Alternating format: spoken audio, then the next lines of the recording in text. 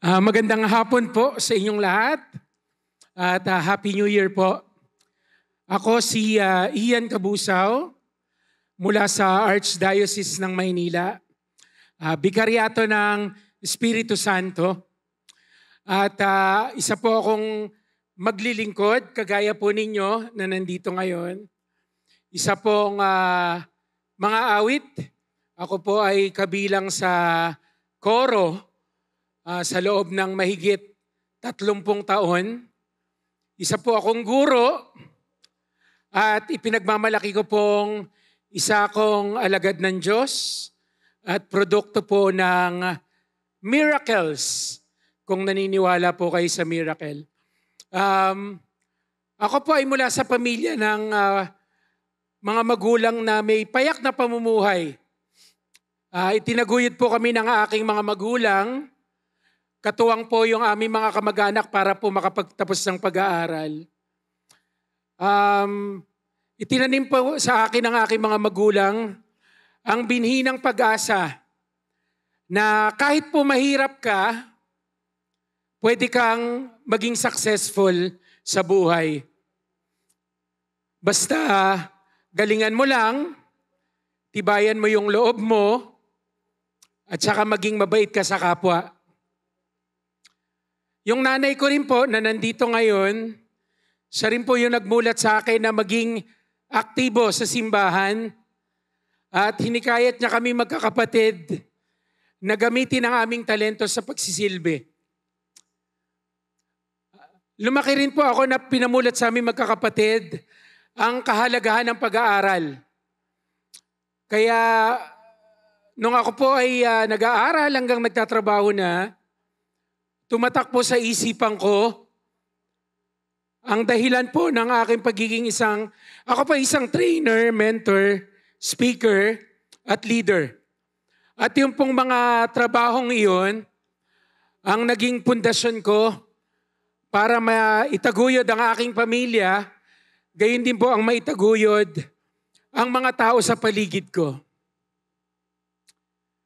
Pero hindi po lahat ay laging masaya. Taong 2015, ako po ay na-diagnose ng hiatal hernia. So ito po ay kondisyon sa tiyan na kung saan meron pong mga panahon na pag ako po ay stress, ay hindi po bumababa yung kinakain ko.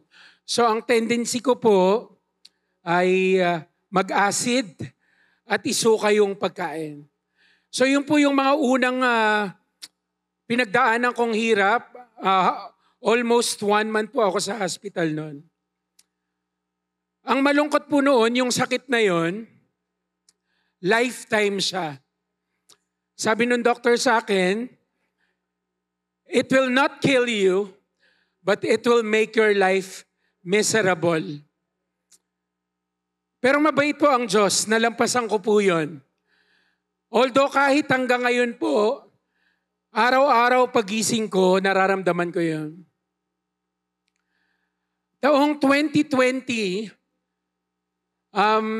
kasagsagan po ng pagputok ng pandemya, nawalan po ako ng trabaho, like karamihan po sa atin. Na-stress po ako, at nag-trigger po ang aking diabetes.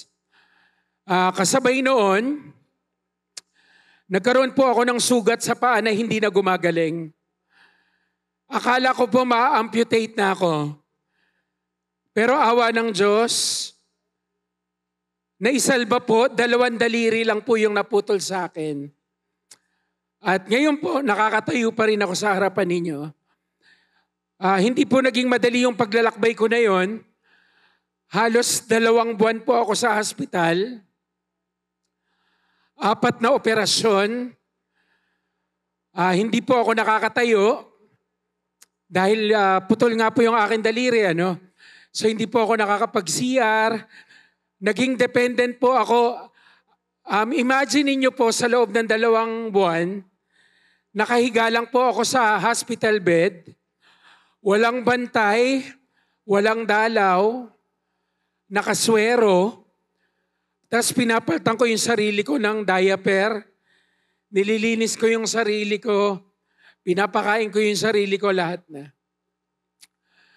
Akala ko po noon hindi ko yan ma-survive. Pero again, kumapit lang po ulit ako sa Pag-asa. Mabait po si Lord. Nalampasan ko po ulit yon. Ngayon po, taong 2020 hanggang 2022,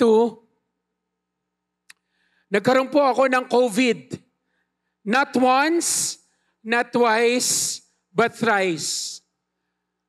Ang pinakamalupit pong nangyari sa akin ay nung tumama po sa akin yung Delta. Isang buwan na naman po ako sa ospital. Isang buwan po akong dependent sa oxygen. Natubuhan pa po ako. Nagpaalam na po ako sa nanay ko noon na baka hindi na po ako makauwi. Pero again, kumapit lang po ako sa Pag-asa. After 1 month, nakauwi na naman po ako. Mabait po ang Diyos. Nakasurvive na naman po ako. Akala ko po todo na. Noong 2022, nagkaroon po ng bara yung paa ko sa ugat. So nagkaroon po ako ng lymphedema na hanggang ngayon ay pinapatherapy ko pa po sa heart center. Lifetime po yun. Habang buhay ko na rin po siyang gagamutin. Pero awa ng Diyos, nakakatayo pa rin naman po ako. Kumakapit pa rin po ako sa Pag-asa. Mabait po ang Diyos. Akala ko po todo na. Para na po akong pusa. Sobrang dami ko na nalampasan. Pero last year, I was diagnosed with chronic kidney disease stage 5. Ako po ngayon ay isa ng dialysis patient. 3 times a week, dinadialysis po ako. Kaninang umaga po, para po makapunta ako dito, nagdialysis po ako. Pero okay lang po yun. Sa dami po ng pinagdaanan ko, actually, bukod po sa physical na laban, naapektuhan na rin po ang aking spiritual at mental health. Pero pag iniisip ko po yung mga pinagdaanan ko, iniiyak ko lang, tapos dinadasal ko lang kay Lord. Bumabalik po ako doon sa pangako ng Pag-asa na lahat po na nangyayari sa akin, meron pong dahilan. Kaya sa lahat po ng nakikinig ngayon, mga bata man o mga kasing edad ko, yung mga matatanda, iba-iba po tayo ng pinagdadaanan, iba-iba po tayo ng coping mechanism, pero magpasalamat po tayo dahil hindi po tayo binibitawan ng Diyos. At kung ano man po yung pinagdadaanan natin, i-enjoy lang po natin ang buhay dahil napakasarap po mabuhay. At kung ako po ay merong pinapanalangin, at sana po ipanalangin nyo rin po ako, pangarap ko po na magkaroon ng kidney transplant next year. Kailangan ko pa po mag-ipon ng medyo malaking pera. Pero sa totoo lang po, God provides. Hindi niya po tayo pababayaan. Basta kumapit lang po tayo sa Kanya. Huwag po tayong bibitaw sa pangako ng Pag-asa. At pasasaan din po ay lahat po ng mga pinaghihirapan natin ay magbubunga po yun. Sabi nga po nila, in hope comes miracles and comes the love of people. So siguro po tatapusin ko lang po ito sa pasasalamat po sa Panginoon dahil kahit ano pong mangyari sa akin, pinaramdam niya po sa akin, sa mga taong nakapaligid ko, sa mga kaibigan ko pong nanonood ngayon, sa mga taong tumutulong po sa akin. Maraming salamat po. dahil nabubuhay po ang Diyos sa bawat isa sa inyo. Salamat po. Happy New Year.